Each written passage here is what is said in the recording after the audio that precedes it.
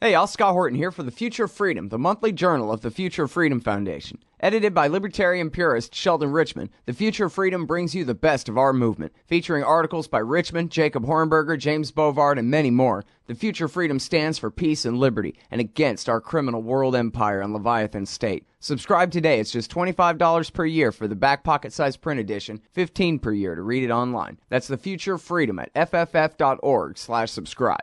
Peace and freedom. Thank you. All right. Welcome back to the show. I'm Scott Horton. This is my show. I had to make a phone call. All right. I'm Scott Horton. ScottHorton.org is my website. Keep all my interview archives there. And that's where I will be keeping the archive of this interview you're about to hear. Welcome back to the show, John Glaser. How are you doing?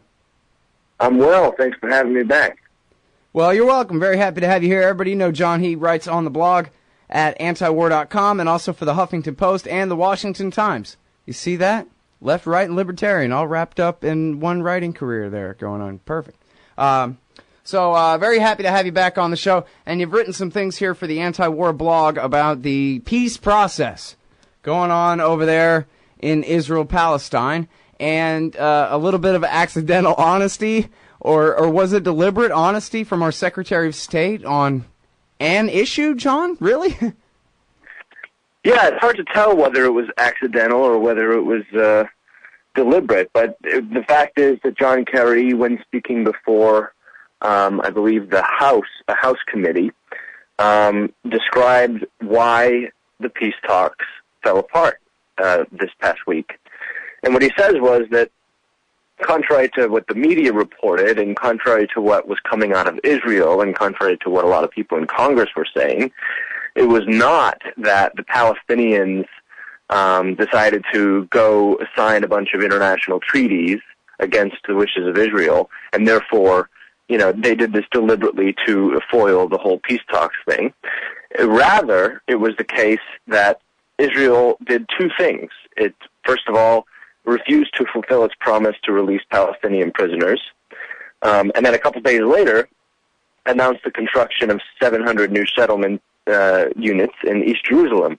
These two things happened prior to the PLO's announcement of its pursuit of 15 international treaties, and therefore this is precisely what collapsed the negotiations. Notably, the Palestinians didn't say, I'm not going to negotiate anymore. They just said, we're going to take this step. This step being something that is simply, something that builds upon their achievement of getting a non-member observer status at the UN. It just builds on their pursuit of statehood, because obviously what is clear from the past negotiations, and this round in particular, is that Israel is not interested in reaching a deal that will lead to a Palestinian state. The whole purpose is to make that possibility impossible. And so, it was good that it was kind of an interesting thing that John Kerry said this in front of the House. Of course, there were people in Israel and people here in the U.S. who jumped on him for it and said the whole, we've heard this trope before, you throwing Israel under the bus, blaming Israel first, and this kind of stuff. And then John Kerry's office at the State Department said, no, we weren't trying to blame anyone. We were just trying to be even-handed, describing what happened, and, fluffing the feathers of the Israelis. Well, to plagiarize Stephen Colbert, Truth has a well-known anti-Israel bias. That's right, yeah. It apparently does. But, the truth is that these negotiations were doomed from the get-go. And that's because, the short reason is because Israel opposes a Palestinian state. And, of course, that's the purpose of the negotiations, to build a state for Palestine and security for Israel. But the long story is essentially that the Netanyahu government has added on a bunch of demands to their final status that they know are completely unacceptable to the PLO.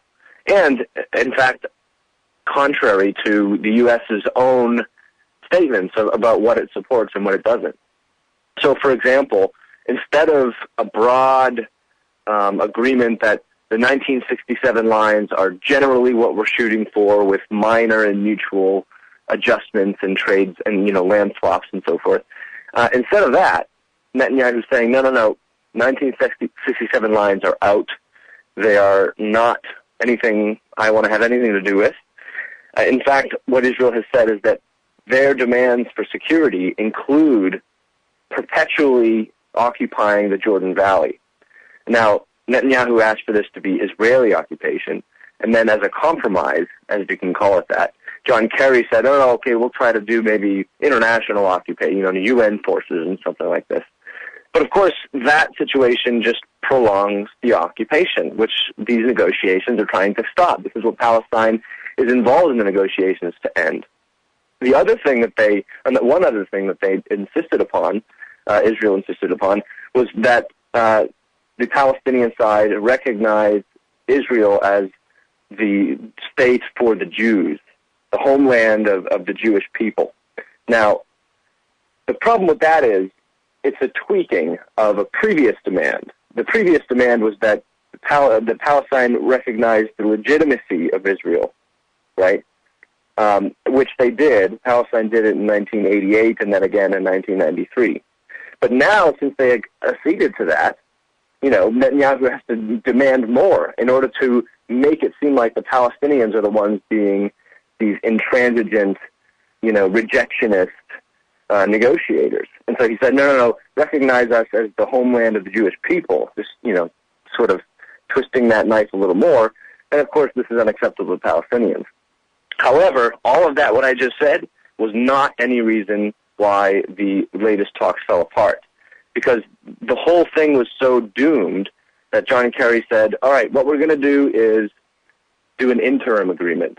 We're going to do these small little steps and then agree to a talk for another year because the deadline was coming up at the end of April. And so this is what actually made the whole talks fall apart.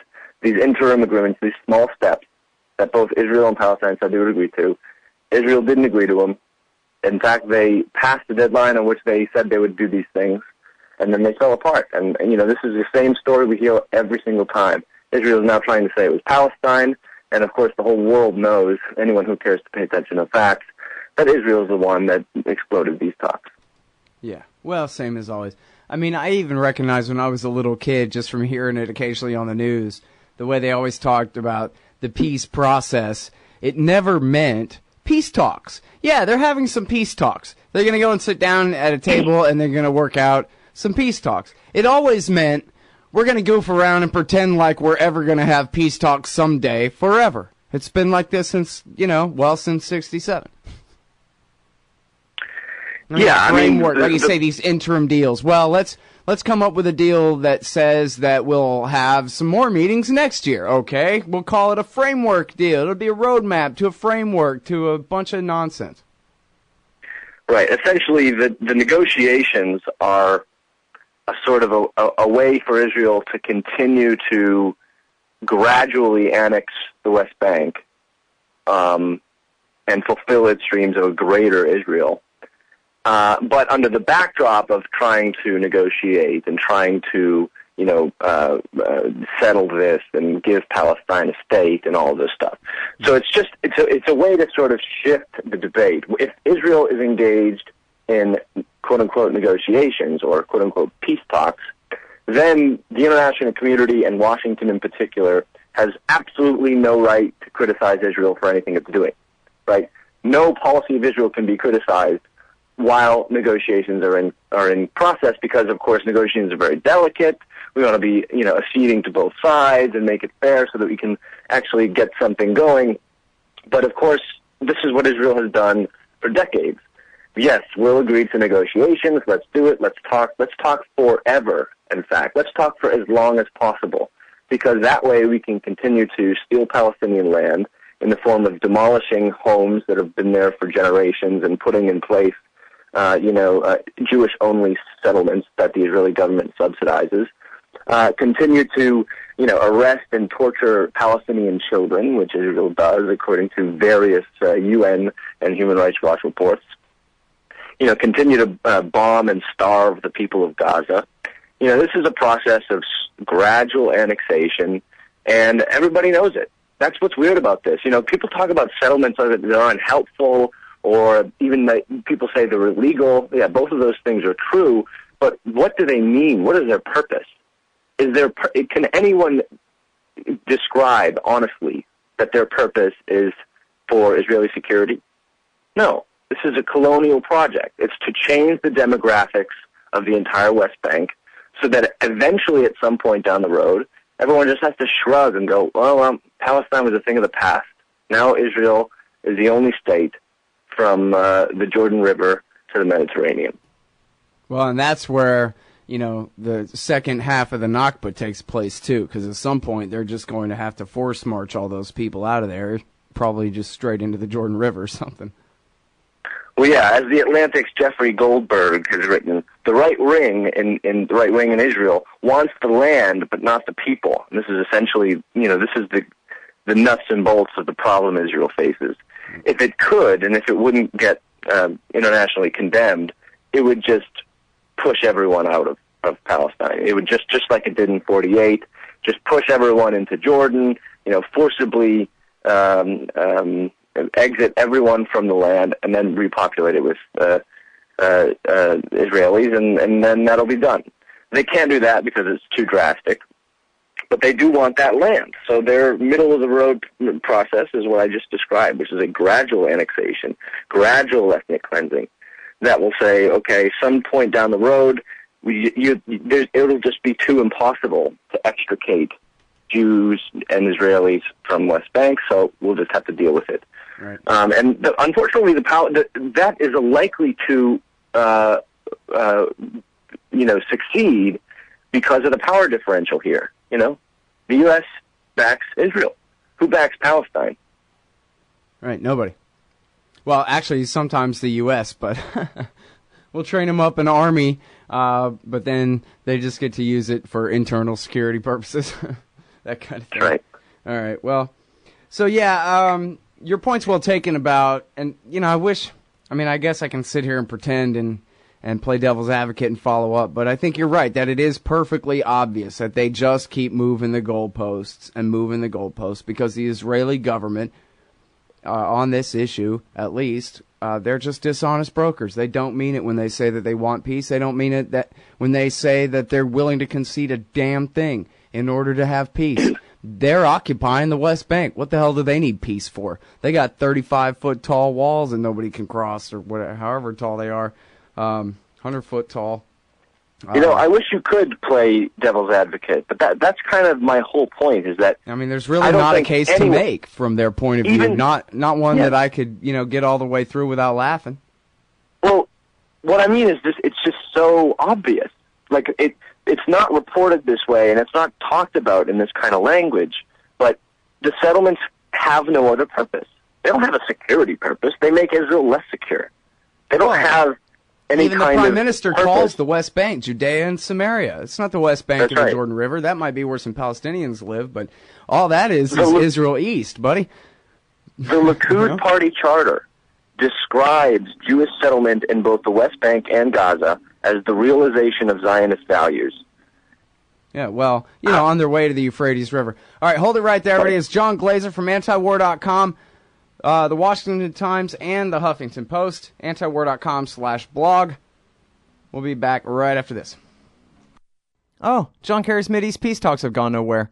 Hey, Scott Horton here for the Council for the National Interest at councilforthenationalinterest.org. U.S. military and financial support for Israel's permanent occupations of the West Bank and Gaza Strip is immoral, and it threatens national security by helping generate terrorist attacks against our country. And face it, it's bad for Israel, too. Without our unlimited support, they would have much more incentive to reach a lasting peace with their neighbors. It's past time for us to make our government stop making matters worse. Help support CNI at councilforthenationalinterest.org.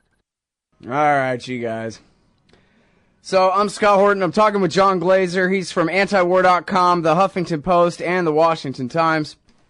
And we're talking about Israel-Palestine here. And now, John, I saw a thing. You were talking about this new condition that the Israelis would get to control the Jordan Valley forever. And was it Mayor Dagan or one of these former Mossad heads who was talking recently about how completely ridiculous that is, and how, from the point of view strictly from a Israeli national security policy point of view, we don't need the Jordan Valley. Who's going to invade? Jordan?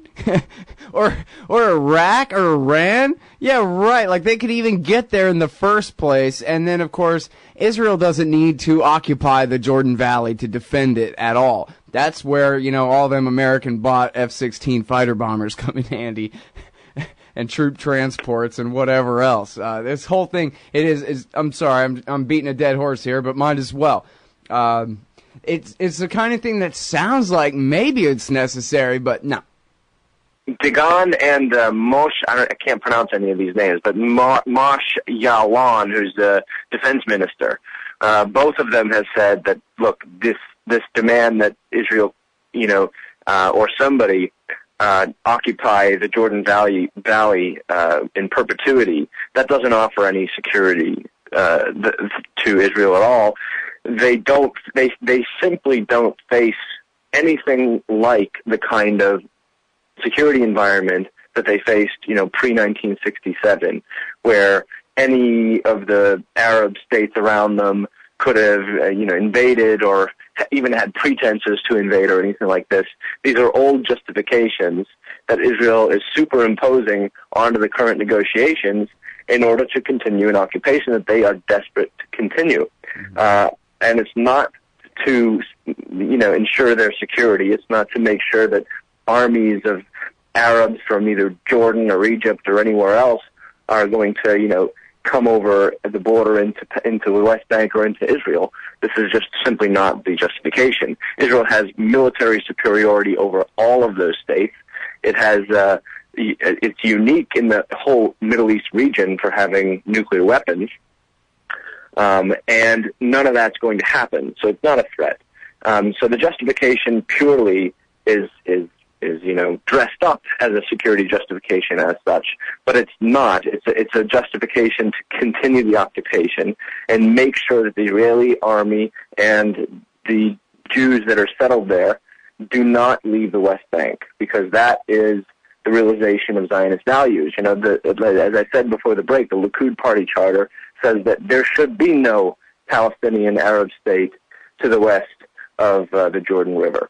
And therefore the Jordan Valley is very important to maintain in Israeli control.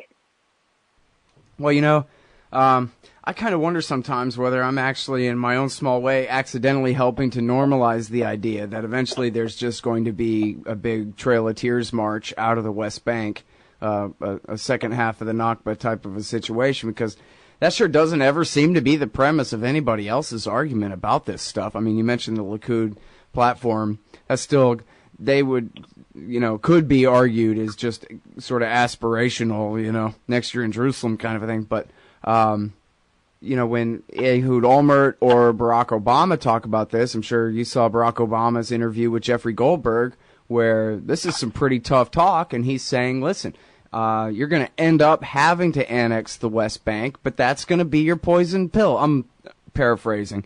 Because you're going to end up being a demographic minority, and then it'll be an outright apartheid state. You'll have your Jewish state, but you won't have your democracy anymore. And that's what Ehud Olmert says as well, the former prime minister, and I think he's still the defense minister, isn't he, in the Likud government? Says that this is national suicide here, what we're doing. We're biting off more than we can chew. And so, but I guess, the forced march is the only real explanation, other than complete and abject stupidity, that the plan would eventually be that, yeah, they're going to annex the West Bank, all right, but they'll keep a Jewish majority by simply expelling all the Palestinian Christians and Muslims who already live there. I think there's a couple things going on. So first of all, it's true that there are some in the left wing in Israel that want negotiations on the basis of the 1967 borders, and actually mean it when they say that eventually they would like to see a secure and Palestinian state living peacefully alongside Israel. The problem is that the Likud Party, one of the most right-wing hawkish groups in Israel, is in power in government right now. And over the past couple of years, particularly under the Obama administration, there has been the rise of very smaller, not Likud, right-wing parties in Israel. getting more seats in the Knesset and all this kind of stuff. And they are very powerful politically. They're the kind of powerful that, in the U.S. when right-wing hawks and conservative talk radio and Fox News get on their soapboxes and scream that Obama's weak, so you have to do something on Ukraine, and then Obama, no matter how reluctant he is, maybe he says something, hawkish and da-da-da. So this is the kind of pressure that both Netanyahu and the whole of Israeli government leadership faces, because if they sort of show weakness and recede from the dream of greater Israel, they'll be called out by this extreme right wing. And so, I think the extreme right wing, including Likud, is not looking forward about the consequences of an eventual, expulsion program. They're not looking at those kinds of consequences, partly because I think they're just extremely ideological. And, in addition to that sort of party analysis, I also think it's just, bureaucratic and military inertia. The occupation has been going on for decades now. Israelis are settled with it. They're okay with it. This is part of the way they live. This is their life. This is sort of just a perennial fact of their existence in Israel, that they have to have a massive standing army all around their borders in Palestine, conscription, all of this kind of stuff. And so they, too, do not question the direction that seems to be going in. That's at least my speculation.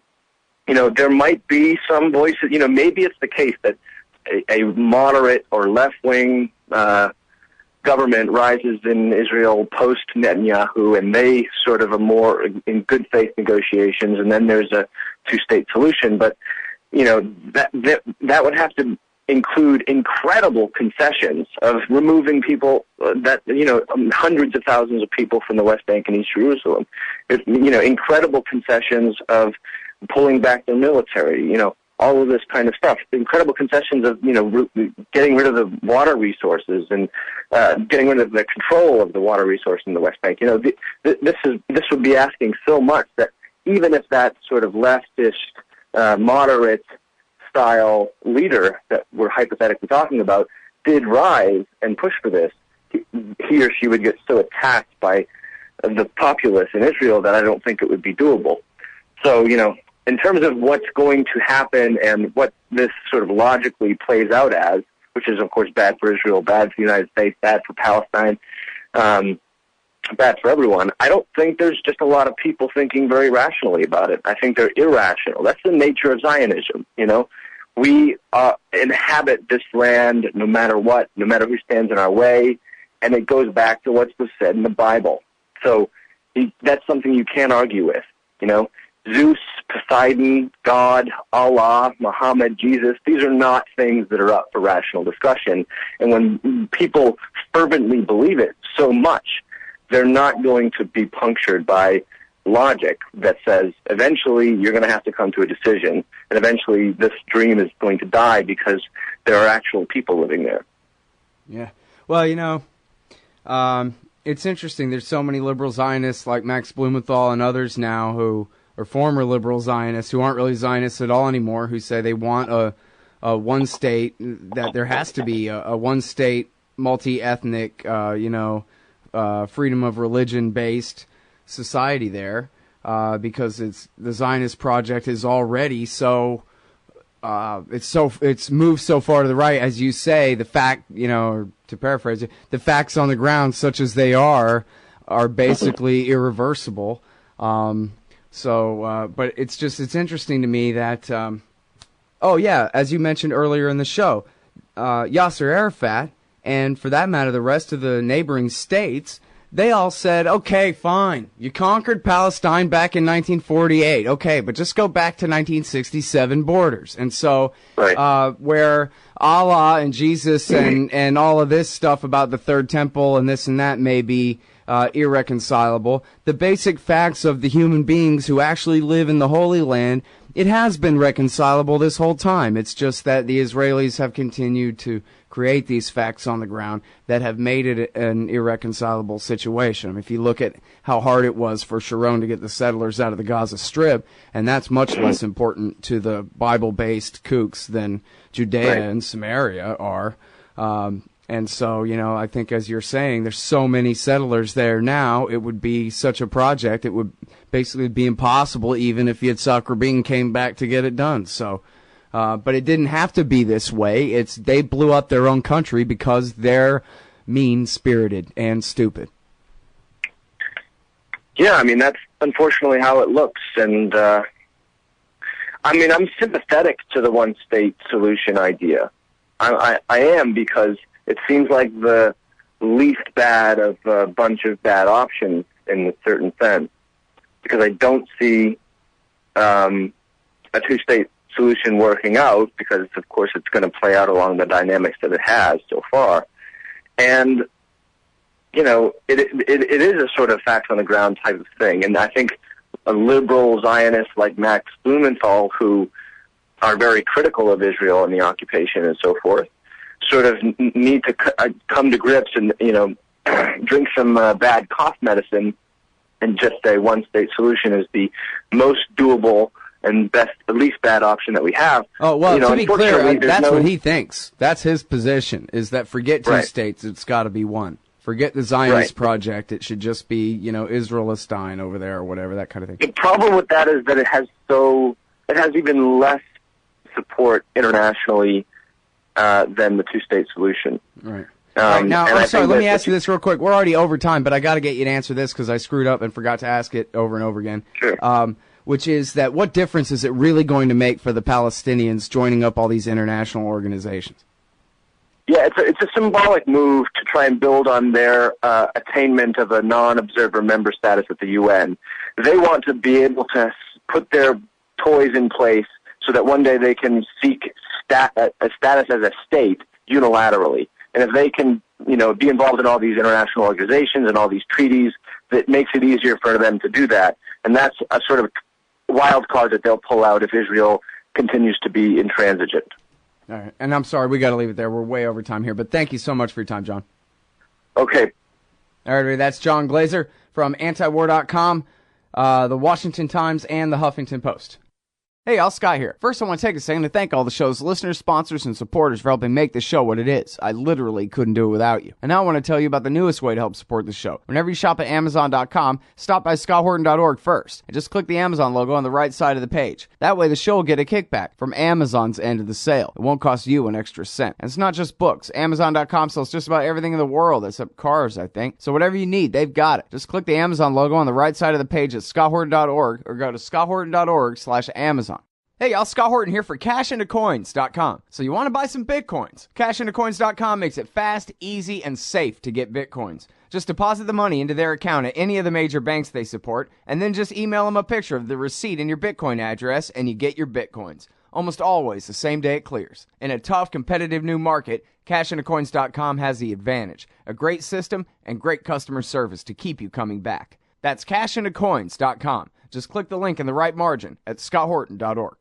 You hate government, one of them libertarian types, or maybe you just can't stand the president, gun grabbers, or warmongers. Me too. That's why I invented LibertyStickers.com. Well, Rick owns it now, and I didn't make up all of them, but still, if you're driving around and want to tell everyone else how wrong their politics are, there's only one place to go. LibertyStickers.com has got your bumper covered. Left, right, libertarian, empire, police, state, founders quote, central banking. Yes, bumper stickers about central banking. Lots of them. And, well, everything that matters. LibertyStickers.com. Everyone else's stickers suck.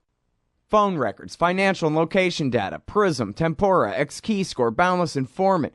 Hey, y'all, Scott Horton here for offnow.org. Now, here's the deal. Due to the Snowden revelations, we have a great opportunity for a short period of time to get some real rollback of the national surveillance state. Now, they're already trying to tire us by introducing fake reforms in the Congress. And the courts, they betrayed their sworn oaths to the Constitution and Bill of Rights again and again, and can in no way be trusted to stop the abuses for us. We've got to do it ourselves. How? We nullify it at the state level.